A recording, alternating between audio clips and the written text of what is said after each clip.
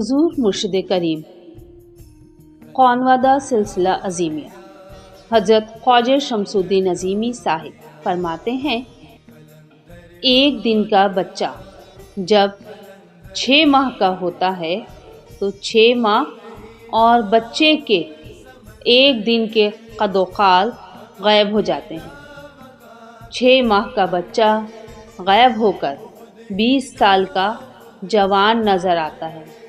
یہ جوان اور تندرست نظر آنے والا جسم بھی کمزور اور ضعیفی میں تبدیل ہوتے ہوئے بالآخر اسی عالم میں چلا جاتا ہے جہاں سے چلا تھا۔ ایک دن کا گزرنا اور دوسرے دن کا آنا کیا ہے؟ بچہ جب 6 ماہ کا ہوا تو اس کے 1 دن کے نقش و نگار کہاں چھپ گئے؟ 6 ماہ کی عمر سے 15-20 سال کا جوان نظر آنا زندگی یعنی حیات ہے، تو لمحات کا گزر جانا، عمر کا ڈھلنا کیا ہے؟ سورہ مومنون آیت نمبر 12 تا 14۔ احسن الخالقین اللہ تعالیٰ کا ارشاد ہے، وَلَقَدْ خَلَقْنَا الْإِنسَانَ مِن سُلَالَةٍ مِّن طِينٍ، اور ہم نے انسان کو مٹی کے خلاصے سے پیدا کیا ہے، ثُمَّ جَعَلْنَاهُ نُطْفَةً فِي قَرَارٍ مَّكِينٍ، پھر اس کو ایک مضبوط اور محفوظ جگہ میں نطفہ بنا کر رکھا، ثم خلقنا النطفة علقة فخلقنا العلقة مضغة فخلقنا المضغة عظاما فكسونا العظام لحما ثم أنشأناه خلقا آخر فتبارك الله أحسن الخالقين۔ پھر نطفے کا لوتھڑا بنایا، پھر لوتھڑے کی بوٹی بنائی، پھر بوٹی کی ہڈیاں بنائیں، پھر ہڈیوں پر گوشت پوست چڑھایا، پھر اس کو نئی صورت میں بنا دیا، تو اللہ جو سب سے بہتر بنانے والا بڑا بابرکت ہے۔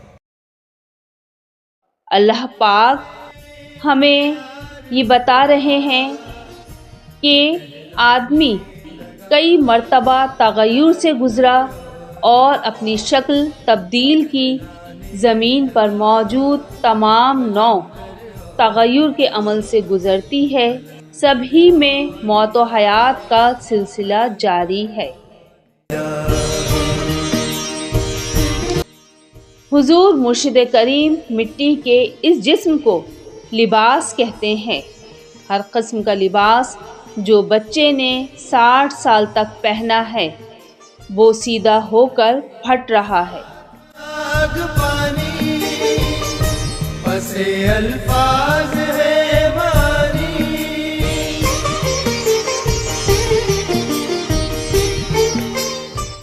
تو مٹی کا لباس جسے ہم آدمی کہتے ہیں وہ بھی کپڑے کی طرح وہ سیدھا ہو رہا ہے۔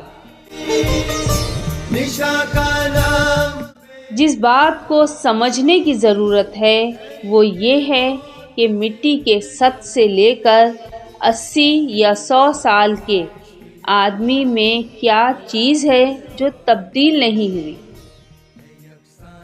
اور جو جسمانی نظام کو حرکت میں رکھے ہوئے ہے، اس توانائی کا ذریعہ کیا ہے؟ اس توانائی کا ذریعہ اللہ کا امر، اللہ کا حکم اور اس کا ارادہ ہے۔ اللہ کا امر انسان کے اندر روح کی صورت میں کام کرتا ہے۔ سورہ یاسین آیت نمبر 82 میں اللہ تعالی ارشاد فرماتے ہیں، انما امره اذا اراد شيئا ان يقول له كن فيكون۔ اس کا امر یہ ہے کہ جب وہ کسی شے کو کہتا ہے ہو جا تو وہ ہو جاتی ہے۔ کائنات اور کائناتی نظام کی حرکت کن فیکون کا مظاہرہ ہے۔ كن فيكون۔ جس طرح بجلی ایک ہے اور بلب لاکھوں ہیں، اسی طرح روح ایک ہے اور جسم لاشمار ہیں۔ زمین پر موجود بے شمار مخلوقات میں انسان واحد مخلوق ہے جسے اللہ نے اپنے علوم عطا کیے اور تمام مخلوقات میں اشرف قرار دیا۔ علوم ہی کی بنیاد پر انسان ممتاز ہے۔ ان علوم کا استعمال نہ ہو تو آدمی محض مٹی کا پتلا ہے۔ آدمی کے اندر اللہ نے روح کی صورت میں اپنی صلاحیت منتقل کی۔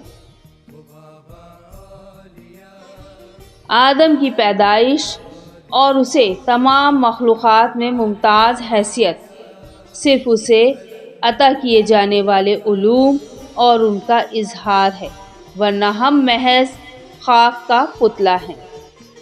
مزید علم کے لیے ماہنامہ قلندر شعور کا مطالعہ کیجیے۔ شکریہ۔